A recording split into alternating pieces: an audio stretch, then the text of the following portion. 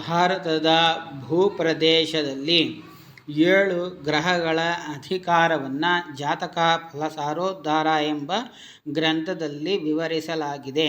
ಅದರ ಪ್ರಕಾರ ಹಿಮಾಲಯದಿಂದ ಮೇರು ಪರ್ವತದವರೆಗೆ ರವಿಯ ಅಧಿಕಾರವು ಇರುತ್ತದೆ. ಗಂಗಾತಟೆಯಿಂದ ಸಮುದ್ರ ಕಿನಾರೆಯವರೆಗೆ ಚಂದ್ರನ ಅಧಿಕಾರವಿರುತ್ತದೆ. ಹಾಗೆ ಲಂಕೆಯಿಂದ ಕೃಷ್ಣಾ ನದಿಯವರೆಗೆ ಕುಜನ ಅಧಿಕಾರವಿರುತ್ತದೆ.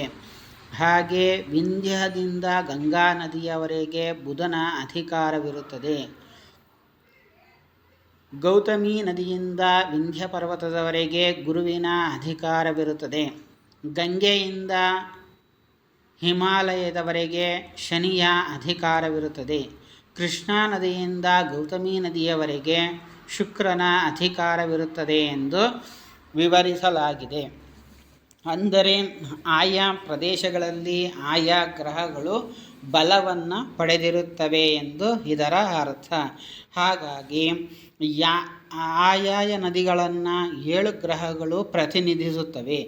ಆ ಪ್ರದೇಶಗಳಲ್ಲಿ ಆ ಗ್ರಹಗಳ ಅಧಿಕಾರವು ಹೆಚ್ಚಾಗಿ ನೋಡಬಹುದು. ಆ ಗ್ರಹರ ಗುಣಲಕ್ಷಣಗಳನ್ನು ಆ ಪ್ರದೇಶದ ಜನರಲ್ಲಿ ನಾವು ಹೆಚ್ಚಾಗಿ ನೋಡಬಹುದು.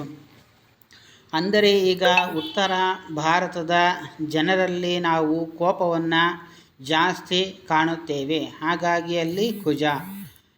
ರವಿಯ ಅಧಿಕಾರ ಹಿಮಾಲಯದ ಮೇರು ಪರ್ವತದ ಜನಗಳಲ್ಲಿ ನಾವು ಹಾಗೆ ಅಧಿಕಾರತ್ವವನ್ನು ಜಾಸ್ತಿ ನೋಡುತ್ತೇವೆ. ಹಾಗಾಗಿ ಅಲ್ಲಿ ರವಿಯ ಅಧಿಕಾರವಿರುವ ಜನಗಳು ಹೆಚ್ಚಾಗಿ ಕಾಣುತ್ತಾರೆ.